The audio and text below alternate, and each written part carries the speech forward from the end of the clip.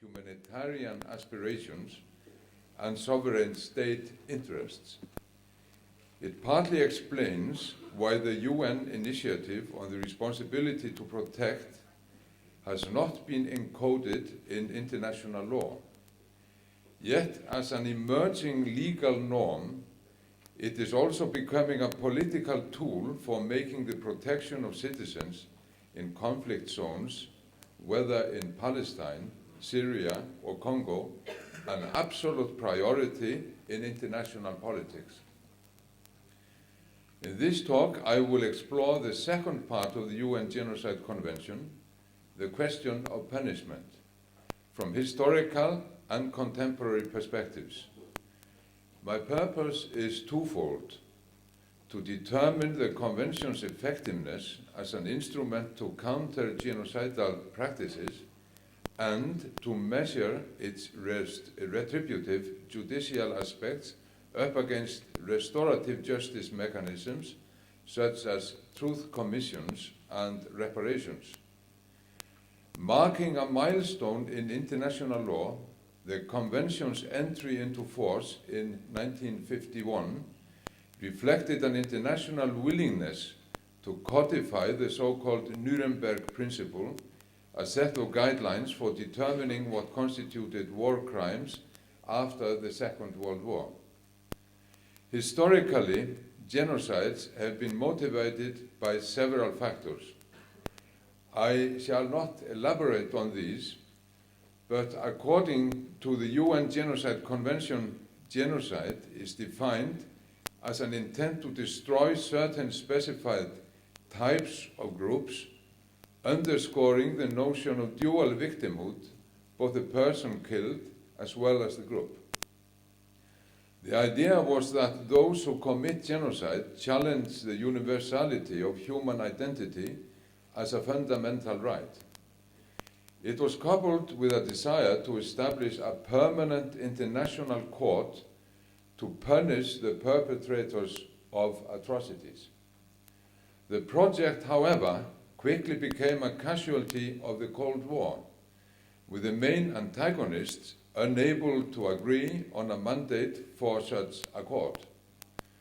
They were also unwilling to face charges leveled against themselves for breaching the Convention, as was the case with the United States during the Vietnam War. Indeed, a permanent international judicial body, the International Criminal Court, did not become a reality until 60 years later, or in 2002. Thus, despite its promise, the Genocide Convention became dysfunctional as soon as it came into being. It also became the subject of intense criticism for offering an inadequate definition of genocide and for the lack of real provisions on enforcement.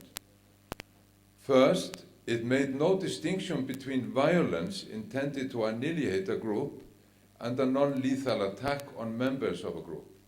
Second, on the insistence of the Soviet Union and its client states, it intentionally excluded the deliberate annihilation of political groups and social classes from its definition of genocide. That meant that victims of state-organized, politically motivated mass killings in Stalin's Soviet Union, in Indonesia, or in Cambodia were excluded. Thirdly, UN member states were generally opposed to the establishment of international judiciary and police powers that would override their own sovereign powers. Since the perpetrators of genocidal killings are usually sovereign states, UN member countries showed themselves reluctant to act against one of their own. In other words, following the Nuremberg trials in 1945-1946 and the adoption of the Genocide Convention 5 years later, the UN absolved itself from any responsibility in the realm of genocide, prevention, and punishment. Decades passed without any international trials of war criminals and those guilty of taking part in genocides. During the Cold War, the absurdity of the situation became so pronounced that none of the mass killings from the 1950s until the late 1980s were denounced by the United Nations as genocides. Thus, the United States and other Western powers supported the UN seating of the murderous Khmer Rouge in Cambodia instead of the ruling Vietnamese, who stopped the genocide in Cambodia because it would mean the non-recognition of the spoils of the Vietnamese invasion of Cambodia.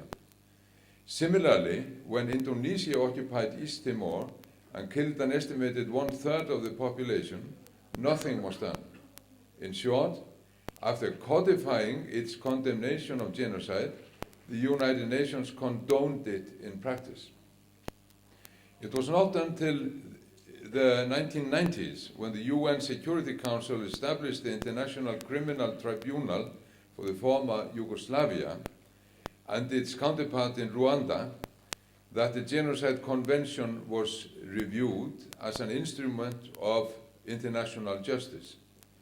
And the first time that the 1948 law was enforced was with the 1998 genocide convictions of Rwandan political leaders. The first state to be found in breach of the Genocide Convention was Serbia in 2007.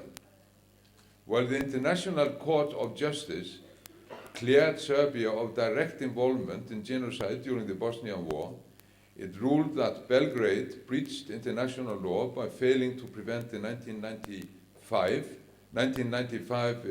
Srebrenica genocide, and that it failed to try to transfer the persons accused of genocide to the tribunal to comply with the Genocide Convention. Consistent with the Yugoslav and Rwandan precedents, special courts were subsequently established in Sierra Leone, Bosnia and Herzegovina, and Cambodia. This phase of rapid expansion was characterized by a focus on questions of institution building and by a willingness to reapply the Nuremberg principles in court. Accountability in the form of punishment was seen as being crucial to prevention, as former UN Secretary General Kofi Annan emphasized in his action plan to prevent genocide. This new understanding also marked a break in the interpretation of the Genocide Convention. As Martin Mennerke has pointed out, it used to be seen as offering only a single understanding of how the international community could fight genocide, namely through the dual acts of prevention and punishment. It overlooked another possibility, namely the combination of the two, prevention through punishment. Given the prominent link between the two factors in most domestic criminal courts, it may sound surprising that the deterrent value of retributive justice emerged so late in international discourse. But since the international community had paid scant attention to genocides for such a long time, it is perhaps more indicative of the absence of responsibility in this era. The basic premise of the prevention through punishment argument may be open to question. While punishment can serve the cause of justice, it is not clear to what extent it prevents genocidal acts. One can, for example, speculate ahistorically that trials would probably not have played any difference to ideologically driven leaders like Hitler or Pol Pot. Others, like Slobodan Milosevic, may have realized that they were not the masters of their own fate, but as Michael Mann has argued, they were already playing for high stakes. If they lost, they realized that they would die anyway. If they won, the risk of future prosecution would have paled in comparison to the prospects of being hailed as national saviors. Thus, any firm generalizations about the impact of the threat of prosecution should be avoided. The possibility that the UN Security Council would refer the Darfur situation to the International Criminal Court proved to be a real deterrent. warlords expressed deep worries about being sent to The Hague. In other cases, however, they were not instrumental. The Tribunal for the former Yugoslavia was established in 1993, but the Srebrenica genocide took place 2 years later, in 1995, and the ethnic cleansing campaign in Kosovo in 1999. As Judge Robert Jackson already put it in 1945, wars are started only on the theory that they can be won. Personal punishment to be suffered only in the event that the war is lost will probably not be a sufficient deterrent to prevent a war where the war makers feel the chances of defeat are negligible. Similarly, it may be argued that the assumption that those who commit genocides carry out their policies on the basis of cost-benefit analysis lacks plausibility. Such an assessment, however, should not be mixed with the need for bringing them to justice. Those who have criticized trials as a failed instrument to prevent massive human rights abuses have sometimes gone too far in the other direction by proposing and praising amnesties granted to perpetrators in the name of societal reconciliation as an alternative. But this is a false dichotomy. It cannot be considered just to reward criminals and keep them in power for the sole purpose of achieving political stabilization. And even if international criminal prosecutions may have limited impact on ongoing conflicts, their long-term effects may be considerably greater. Trials offer ways to express both public condemnation of past violence and the legitimation of the rule of law necessary to the consolidation of democratic rule. The international trials in the 1990s were modeled on the post-war Nuremberg trials. The Nuremberg precedent was by no means flawless. The charges and verdicts were partly based on retroactivity, with some of the norms guiding the prosecutions not being in place at the time of the offenses.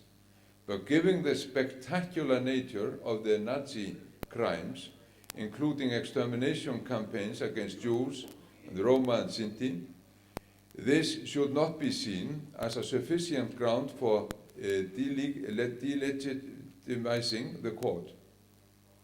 The charge of politicization has more validity, since the tribunal's construction was political, undermining the ideals of impartiality and universal norms. The silence on war crimes committed by the Allies, such as the atomic bombings in Hiroshima and Nagasaki, or the bombing of German cities, underscored this point. The Nuremberg trials offered, however, standards of accountability in international law. Responsibility for atrocities could for the first time be attributed to individuals. Moreover, the Nuremberg principles lifted the defense of immunity from the heads of state, a crucial legal precedent for present-day persecutions against government leaders for genocide. The recent international trials were political in the sense that they were in some cases driven by interventionist parties, such as the Western powers in the Balkans. In addition, their legitimacy in international law was based on the UN Security Council, whose decisions are often driven as much by geopolitical interests as universal legal norms. These tribunals also suffer from many of the same flaws as the Nuremberg tribunal did. The question of selectivity is a case in point. Courts can only deal with a limited number of offenders, even if the perpetrators are far more numerous. Selection is often, if not exclusively, based on who gets caught and whose actions were so public as to create many or any witnesses. Thus, the method tends to create a sentiment that the prosecution is unfair. Finally, international trials, while highly symbolic politically, punish only a few. Nonetheless, it can be stated that international courts, such as those for the former Yugoslavia and Rwanda, were less susceptible to charges of victor's justice than the Nuremberg tribunal. The defendants were offered extensive lists of due process guarantees, including presumption of innocence, right to counsel, right to present the evidence and to confront witnesses, right to remain silent, the right to have charges proved beyond a reasonable doubt, and protection against double jeopardy. In contrast, even if domestic courts can act more quickly, they sometimes lack legitimacy in the cases of mass crimes due to weakened institutional legal structures or political bias through government intervention. One of the goals of the International Criminal Court, which came into being, as stated before, in the year 2002, is to overcome such hurdles. The court is intended to be a form of justice of last resort, investigating and prosecuting where domestic courts have failed. True, it is not a perfect tool. It can only prosecute crimes committed since its inception, and its mandate is restricted. Many of the member states have provided their own national courts with universal jurisdiction over the same offenses and do not recognize any statute of limitation for given crimes, such as genocides. More important, some great powers do not recognize the jurisdiction of the court, such as the United States, China, and India, undermining its authority and claim of universality.